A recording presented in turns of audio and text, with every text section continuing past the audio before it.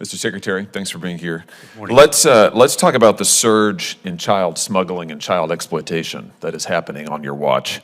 Do you know the number of unaccompanied children who have come across the border on your watch?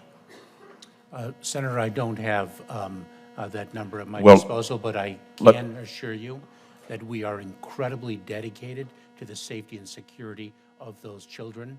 Well, it doesn't appear so based on what we're reading today in the New York Times, what we're reading and seeing from numbers from your own office. The answer to my question, by the way, is 345,807.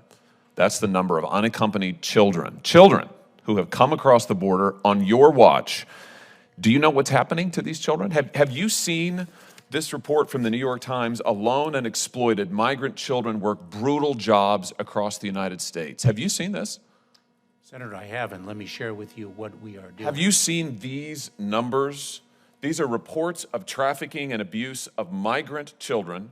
You can see a massive surge that begins to happen when? Oh, when you come to office in 2021. Huge surge, reports of trafficking, reports of neglect and abuse. Let's just look at a few of the details. This is absolutely unbelievable. I can't believe this happens in the United States of America in this day and age. This is from the New York Times. Thousands of children have ended up in punishing jobs across the country, working overnight in slaughterhouses, replacing roofs, operating machinery in factories, all in violation of child labor laws. For example, there's a young girl named Carolina from Guatemala. She is 15 years old. What does she do? She packages Cheerios overnight at a factory. She says, sometimes I get tired and I feel sick. The Times goes on, her stomach often hurt. She was unsure if that was because of a lack of sleep or the stress of the incessant roar of the machines or her own worry.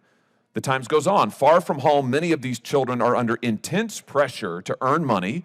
They have to send cash back home to their families while often being in debt to their sponsors, quote unquote. For what? For smuggling fees, rent, and living expenses. One individual interviewed by the Times said this, I'm still quoting, it's the new child labor.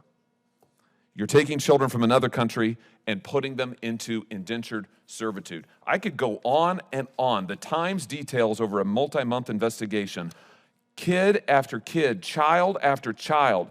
One 13-year-old forced to wash hotel sheets in Virginia. Kids running milking machines in Vermont, delivering meals in New York City, scrubbing dishes late at night, all in violation of our country's laws.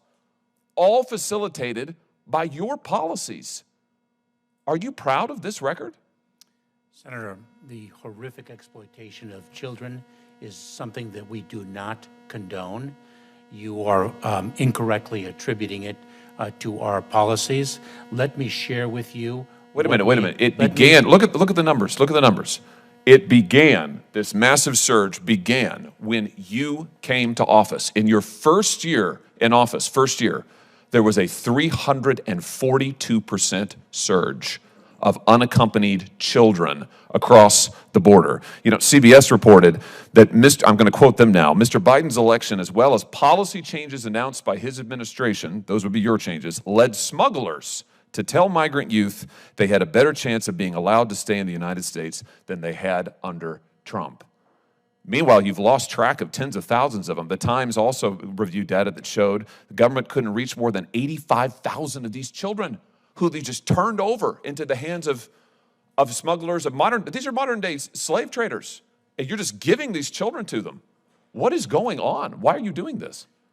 Senator, so of course there are a number of factual inaccuracies in your question, but let me address two lines of effort that we have to combat the scourge of exploitation. Why don't we just start with